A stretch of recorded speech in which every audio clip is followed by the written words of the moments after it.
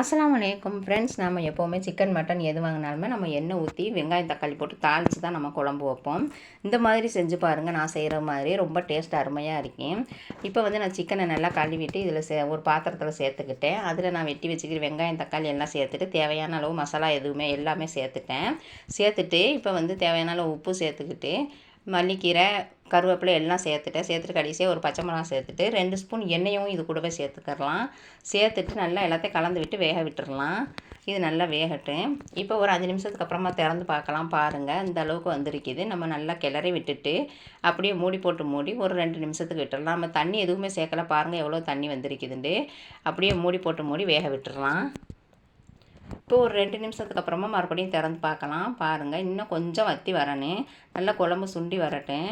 இப்போ பாருங்கள், நல்லா வெந்து வந்துடுச்சு, கிரேவி ஆகிருச்சு. இப்போ பார்க்கும்போதே சாப்பிடணும் போல் தோணும். பாருங்கள், ட்ரை பண்ணி பாருங்கள்.